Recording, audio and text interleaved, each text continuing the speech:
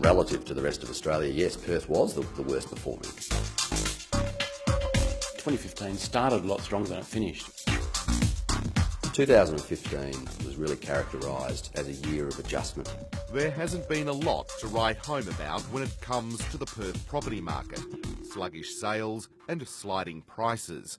The question every buyer and seller wants to know is, will we turn the corner in 2016?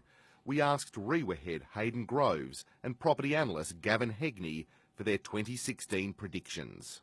Now, in my experience, and I'm supposed to be a property expert, very, very hard to pick the bottom of the market. You can get some really good buys for upgraders in 2016. So how did the market finish up in 2015? Well, there's no escaping the fact that on average, at least, your house is worth less today than it was a year ago. We saw the median house price just drift back a little bit. We didn't actually see the median house price catastrophically fall, and that was mainly due to the composition of the market.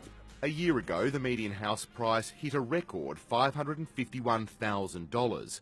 It's been in steady decline ever since. Whilst the numbers for 2015 at the end of December have not officially come out yet, we're pretty close to suggesting that the median house price will be sitting around the $520,000 marks. But Hayden Groves says before you get too depressed, median house prices are directly affected by market share, and the falls can be largely attributed to a bigger share of first-time buyers entering the market buying cheaper homes. It brings down the median.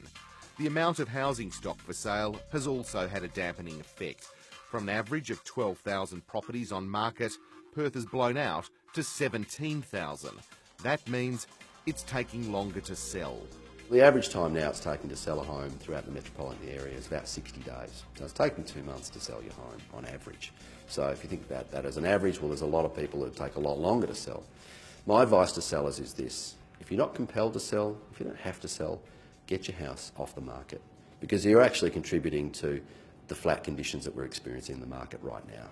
It wasn't a bad year across the board. The top end was slow, but there were areas that also performed well. We saw some really good activity, particularly in the cheaper areas, as you'd expect.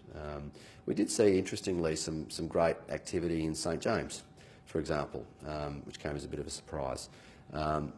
Bedford, some pretty good results throughout those areas as well. So what are the areas to watch in 2016? It's a case of old areas reborn and new areas developed.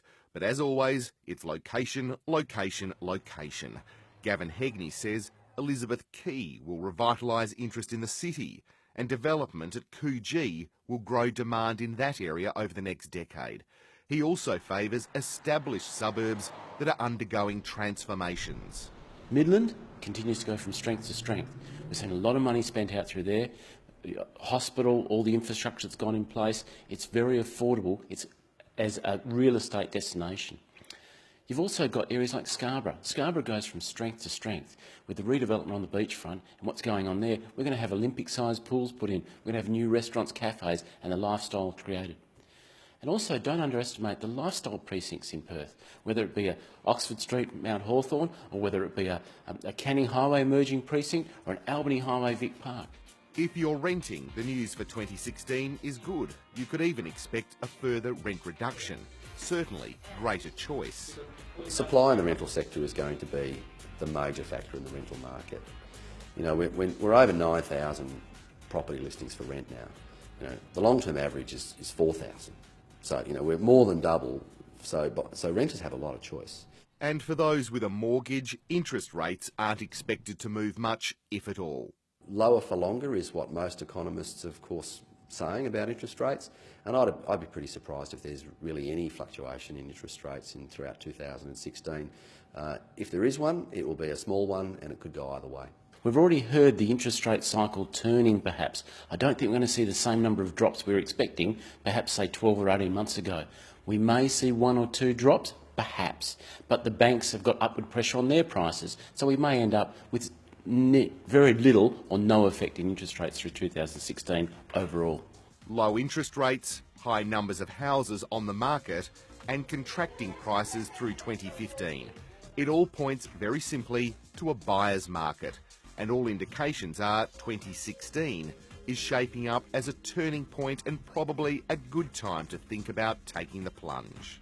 When people decide the bottom of the market is hit, it's too late because you're going to be competing against 5 or 6 other people, and then you miss the boat.